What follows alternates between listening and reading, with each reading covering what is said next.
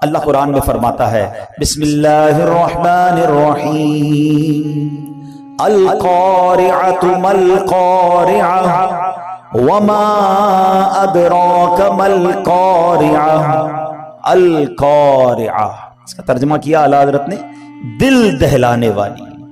مل قارعہ، کیا وہ دل دہلانے والی؟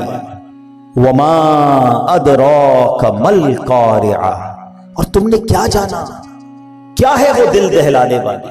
3 بار ایک ہی بات، اسی طرح کا انداز آپ کو سورہ قدر میں ملتا ہے، انا انزلناہ فی لیلۃ القدر وما ادراک ما لیلۃ القدر۔ قرآن خود پوچھتا ہے بتاؤ تم نے کیا جانا لیلۃ القدر کیا ہے، پھر قرآن اس کے بعد خود ہی بتاتا ہے، قرآن گویا بتاتا ہے کہ لیلۃ القدر کیا ہے۔ بالکل اسی طرح یہاں یہ انداز ہے کہ تم نے کیا جانا، کیا ہے دل دہلانے والی۔ اب القارعہ کس کو کہتے ہیں؟ مفسرین لکھتے ہیں کہ قارعہ قیامت کے ناموں میں سے ایک نام ہے۔ یہ لفظ کرعن سے بنا ہے، ایک چیز کو دوسری چیز پر اس زور سے مارا جائے کہ اس سے گرجدار آواز پیدا ہو، اس کو کرعن کہتے ہیں۔ اب ذرا غور کیجئے کہ ہوگا کیا، ان مثالوں کو تصور میں رکھیے اور قیامت میں کیا ہوگا۔ فرمایا تاجر کاروبار میں مصروف ہوں گے، خواتین گھر کے کام کاج میں مصروف ہوں گی، کسان کھیتوں میں مصروف ہوں گے، کوئی کھانا کھا رہا ہوگا، کوئی اپنے دوستوں کے ساتھ باتیں کر رہا ہوگا۔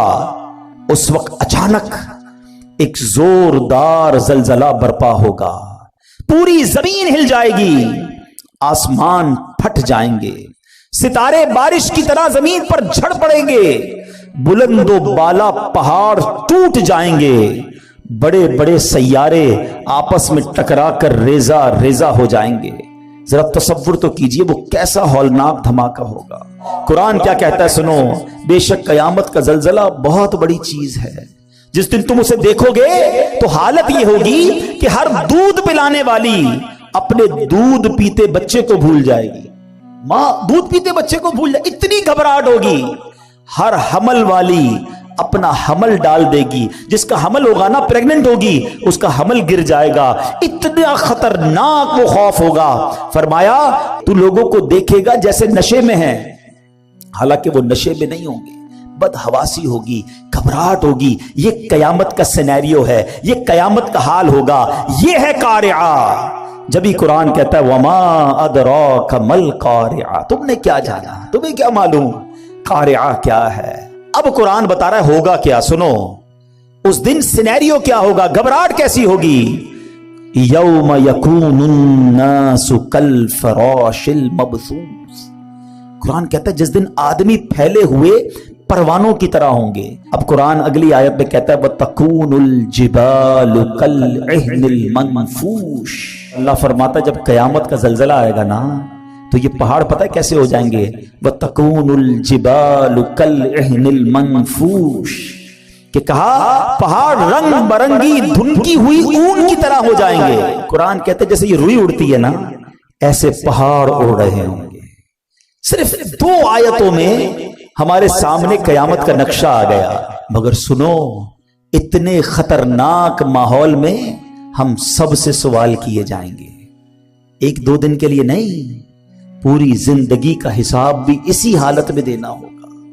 آقا علیہ الصلوۃ والسلام فرماتے ہیں بے شک اللہ پاک نے زمین و آسمان بنانے کے بعد سور کو بنایا اور حضرت اسرافیل علیہ السلام کو عطا فرما دیا۔ ہم نے یہ بچپن سے سنا ہے کہ حضرت اسرافیل سور پھونکیں گے، آج ڈیٹیل میں سن لو وہ سور ہے کیا اور وہ کتنا بڑا ہے۔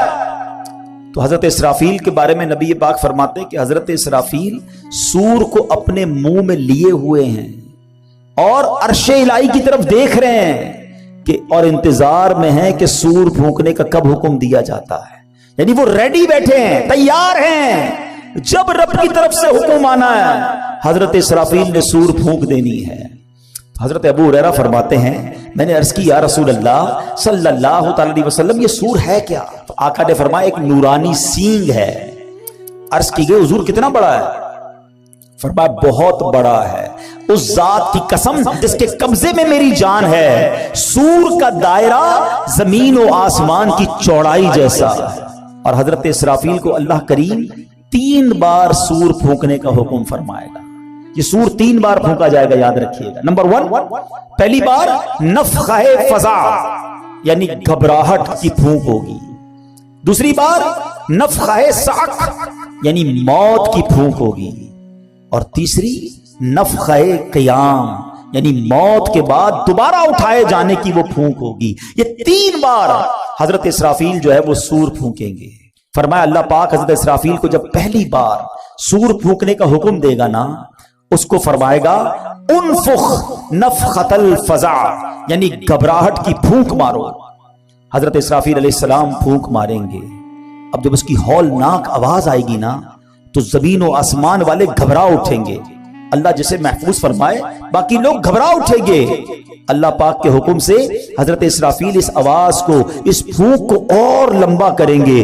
اب اس کی ہولناکی سے پہاڑ ہلنے لگیں گے، بادل چلتے ہیں ایسے پہاڑ چلنے لگیں گے، ریزہ ریزہ ہو جائیں گے، شدید زلزلہ طاری ہو جائے گا، جیسا کہ اللہ پاک فرماتا ہے یوم ترجف الراجفہ تتبعها الرادفہ قلوب یومئذ واجفہ، جس دن تھر تھرانے والی تھر تھر آئے گی، اس کے پیچھے آئے گی پیچھے آنے والی، دل اس دن خوف زدہ ہو جائیں گے۔ آقا فرماتے ہیں اللہ پاک جب تک چاہے گا لوگ اس آفت میں، اس پریشانی میں مبتلا ہوں گے، پھر اللہ پاک حضرت اسرافیل علیہ السلام کو پھر نفخہ صعق یعنی سور میں موت کی پھونک مارنے کا حکم فرمائے گا۔